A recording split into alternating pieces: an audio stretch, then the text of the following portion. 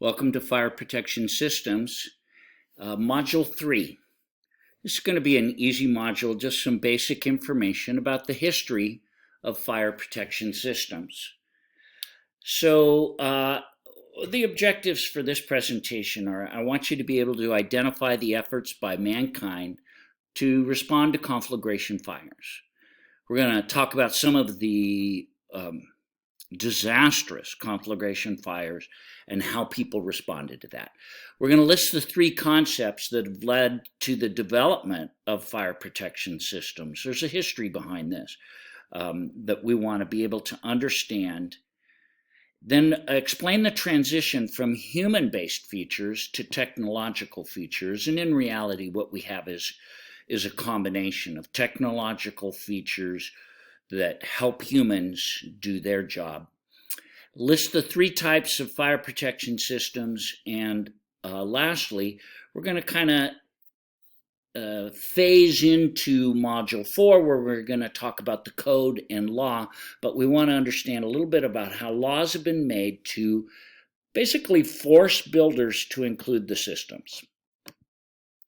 So it's very important to understand this process of how we've come to have these fire protection systems and the evolution from fire watches to fire alarms.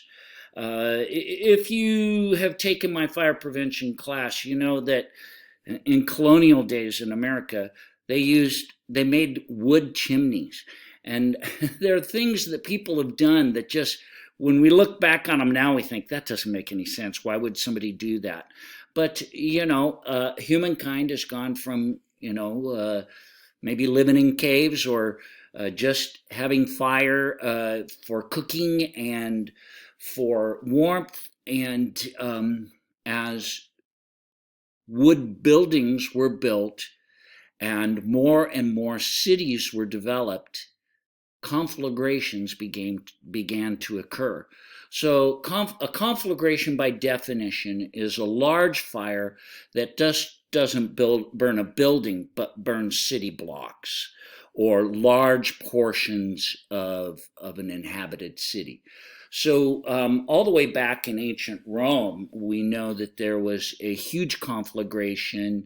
Everybody debates whether Nero started it or whether, there's myths like he was fiddling while Rome burned. There is literature that shows us there was a lot politically going on, and there's possibility it was set on purpose.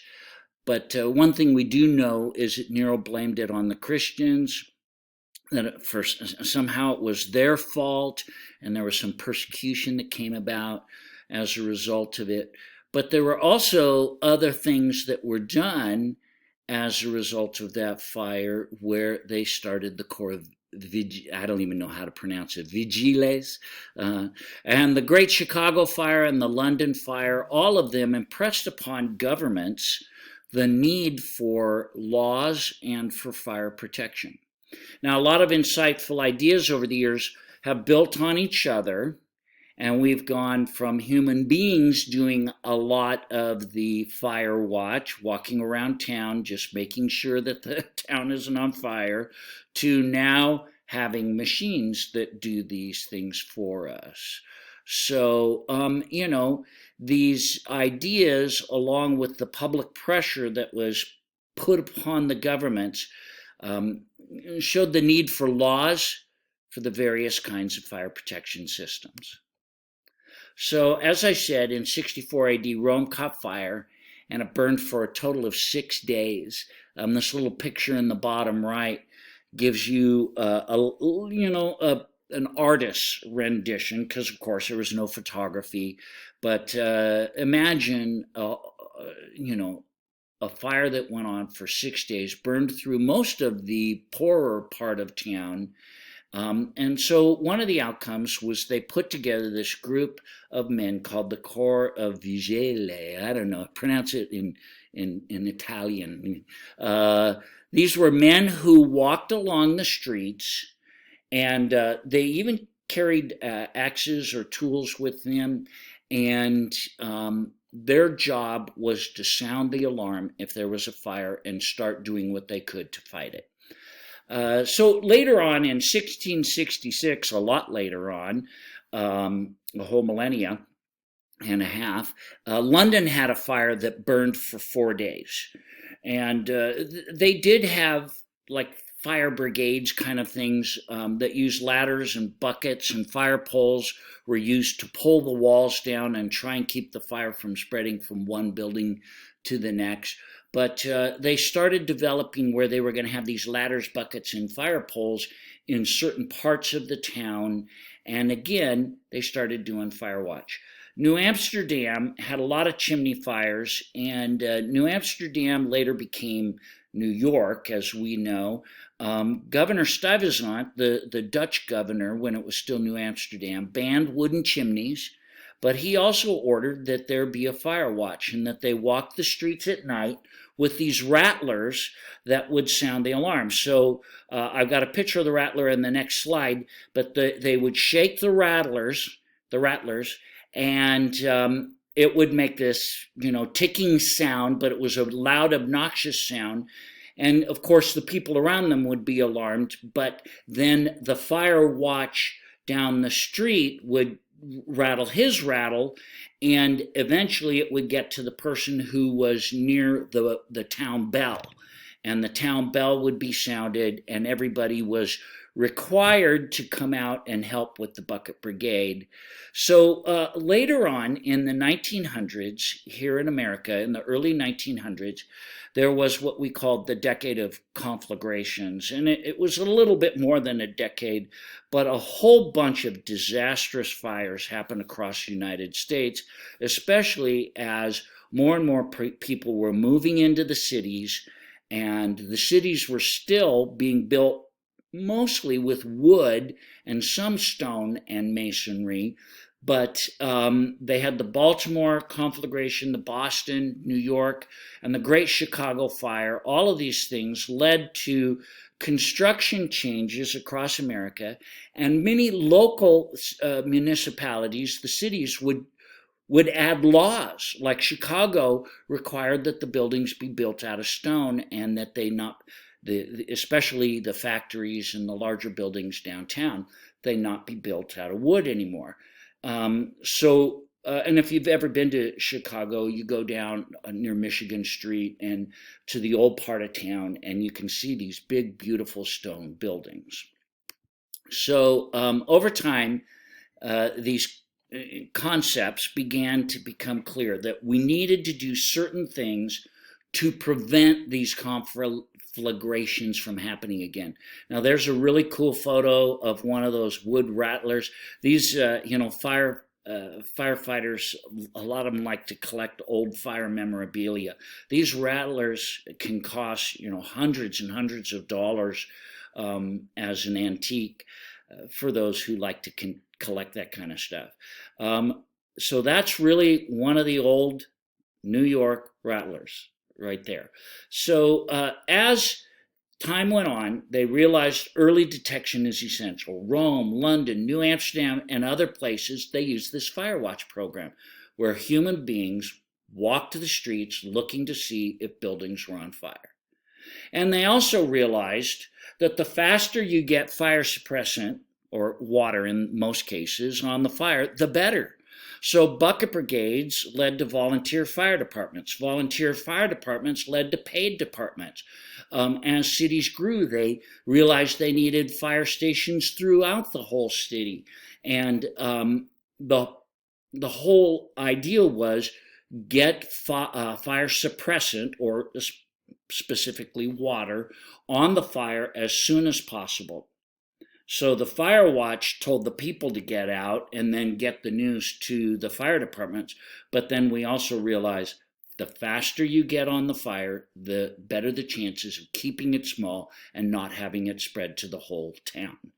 Then lastly, there was the idea, the realization that codes needed to be developed to implement fire prevention, and building codes as well as fire codes, to basically make the builders, the architects, the owners, to provide for public safety. Because, they didn't really want to, because it cost some money. So, especially after this decade of conflagrations, it became apparent that humans walking the streets and bucket brigades were inadequate to deal with this ever growing problem of big cities, larger buildings, and the spread of fire. So, Chicago, like I said, made many changes to their building codes, passing laws requiring the stone buildings, but then different inventors like Sir William Congreve.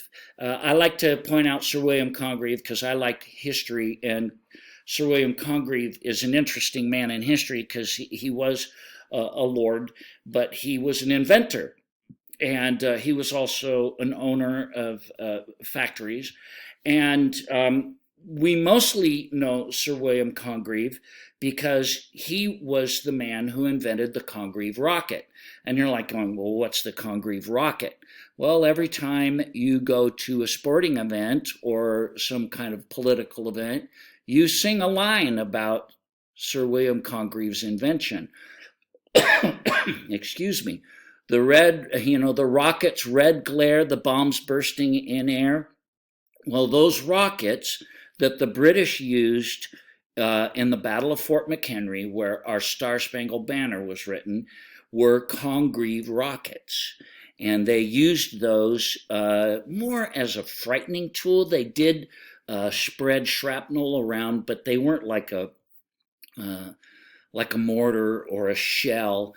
They were scary. They made a frightening sound, and they did blow up at the end and did injure some, but they did more damage frightening people than they did killing people.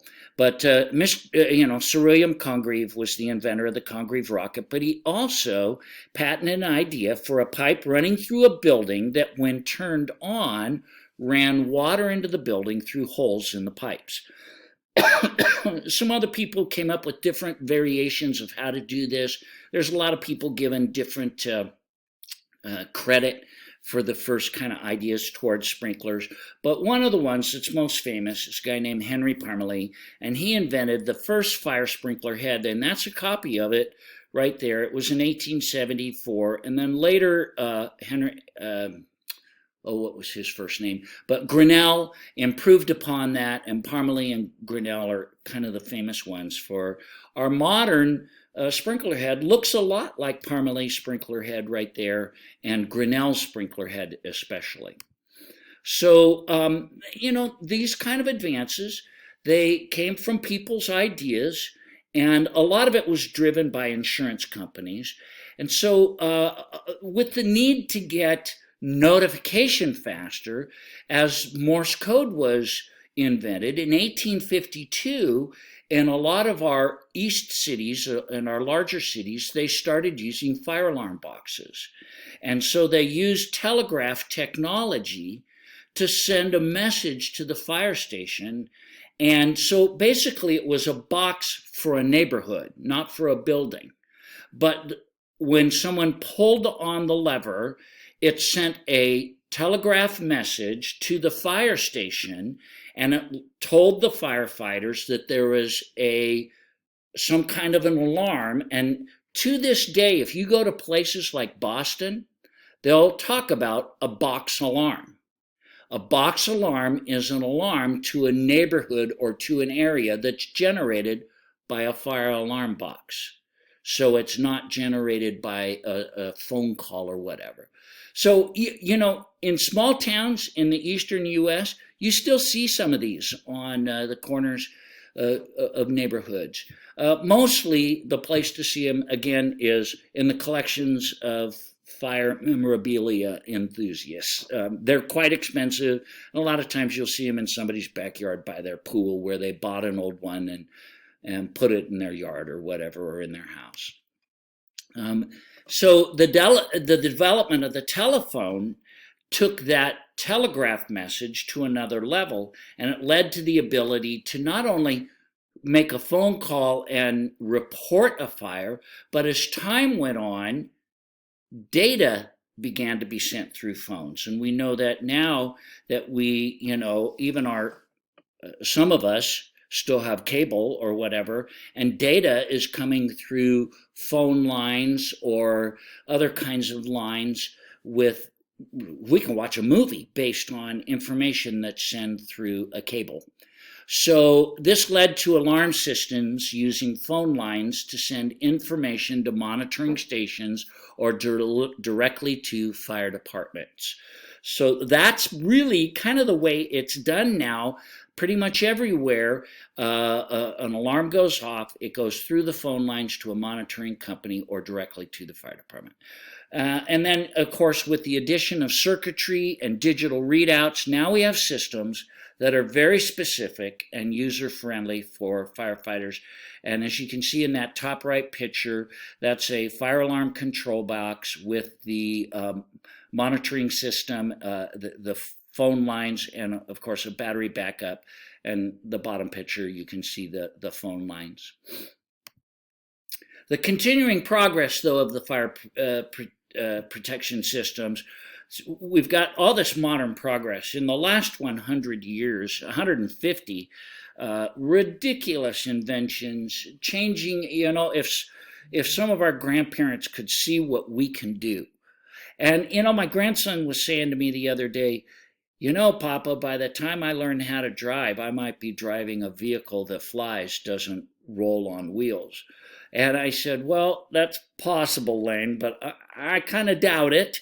But we'll see, you never know. Modern progress has led to so many changes, but in the area of fire protection systems, we've had things that have been invented that have forced fire protection companies and the fire service to come up with new ideas. So computer systems could not be protected by water, it ruins them. Foam, chemicals all ruin these extremely expensive computer systems. So the need for gas systems came along, and now we have fire protection inert gas systems. They used halon, but halon turned out to be bad for the environment. So all fire protection systems are the results of needs that lead to ideas. The ideas lead to design, testing, and then fabricating of these new systems. So technological advances bring new challenges, but also bring new systems and new ideas. So we have organizations out there like Underwriters Laboratory. Somebody comes up with an idea, they bring it to Underwriters Laboratory, they have them test it, they get it listed, and companies like Factory Mutual and the NFPA can also be a part of this. So MIST Systems is a part of that. Foam systems, all of these new ideas that come about, and then new designs and sometimes better ways to do things. One of the up and coming things now is alarm systems. A lot of you have Ring or Simply Safe, and they're using wireless. Well, wireless has become more popular with alarm systems, but it also has its downsides. When the internet is down or when your wireless isn't strong enough, the system doesn't work well. So that's something that's still kind of in process. What's the best way to do it?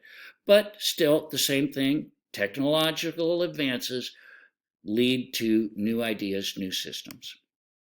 So the basic benefits of the systems are what we want. The bottom line is occupant life safety, firefighter safety, improved firefighter efficiency, risk mitigation, property conservation, which leads to economic savings and insurance company savings. We spend a lot of money on insurance, and in the insurance companies here in California, really having a hard time recovering from our big fires recently with the wildland. So there's an enormous economic drain when we have these disaster fires. If we can prevent them, that's fantastic. Now, as we move on, we're going to see there's basically 3 types of fire protection systems that are out there right now. So they fall into these 3 categories that we kind of talked about. 3 things, don't confuse them. This is similar to, but not the same as what we were talking about before, the 3 concepts. But again, similar to that first concept, early detection and identification of the location of the fire is essential to get people out safely and get the fire department there quickly. We've also found that placing fire suppressant on the fire as fast as possible has led to systems that control the fire or put them out by automatically being released. These are fire suppression systems. So that's our second category. They delay or prevent flashover. Our third category is the removal of smoke and heat, giving more time for evacuation, also delaying or preventing flashover. So these are smoke protection or smoke evacuation systems. So that's our three types of fire protection systems in this class. Fire detection and alarm systems, fire suppression systems, which have two subcategories, water-based and special agent-based. And then our third category is smoke control or smoke evacuation systems. And you can see the picture there of a fire sprinkler system with a riser and all of that. So our water-based system, in that, as we get into it, as we get going, we're going to talk about fire alarm systems, then we'll get into water-based extinguishing systems. And our four basic categories are automatic sprinklers, water mist systems, and water spray, foam systems, and standpipes.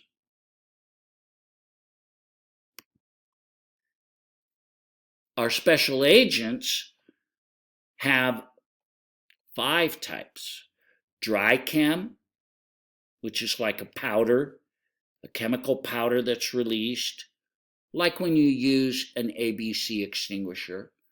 Wet chem, which kind of is like a foam, and we use that a lot in kitchen hood systems for kitchen fires.